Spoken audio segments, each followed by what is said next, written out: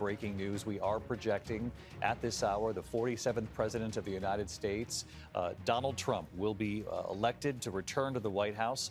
Not consecutive terms. We mentioned a moment ago as we were on our air with our coverage, the first since Grover Cleveland to serve non-consecutive presidential terms. Donald Trump returning to the White House as the 47th president of the United States. He does so with Wisconsin now in his win column. Of course, there are a number of states on the map that still look pretty favorable for Donald Trump tonight, but Wisconsin was the state that put him over the map, getting him to 279 at this point to Kamala Harris's 219 electoral votes. I'm going to quickly rejoin the team here so that the entire network can hear a little bit of what we're our early analysis. And John, as you and I have been saying all night long, this is an extraordinary political comeback. You say we've never seen anything like it.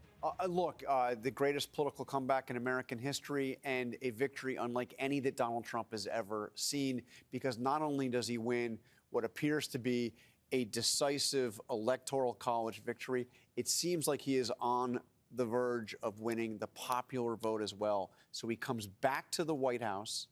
Remarkable when you consider the way he left the White House in January of 2021. He comes back to the White House with a mandate.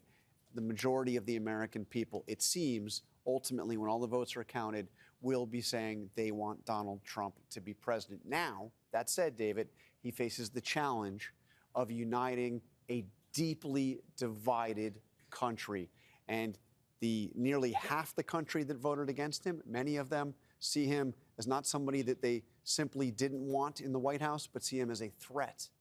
So now the question is, how does he convince those people that he can be a president for all Americans, including those who didn't vote for him? One of the central questions moving forward, you're absolutely right, John. One of the questions in looking back, and there will be many of them, come for this White House. Mary Bruce, you've covered the White House now, the Biden-Harris administration. A lot of people are going to be looking to President Biden, his decision to bow out after that horrible debate performance in June, whether or not that was a decision that should have been made earlier, that would have perhaps given the Democratic Party more time to do some sort of primary. He did, or would have given Kamala Harris more time. However it turned out, or whoever the Democratic Party chose or people voted for, perhaps that would have given them more than 107 days, which is all she had to introduce herself as a candidate at the top of the ticket.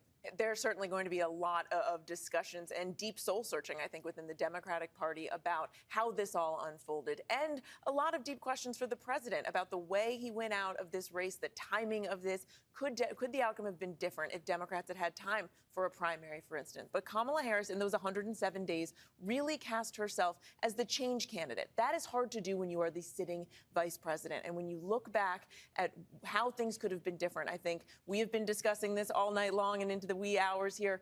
The fact that she wasn't able to really differentiate herself enough from the president to say to Americans who are suffering economically that what she would do differently, and to really put a fine point on that, I think is going to go down as one of the biggest errors in this campaign. And will define the Biden presidency to a large part. Yes. And President Biden, for the longest time, thought he was best positioned to keep Donald Trump returning to the White House.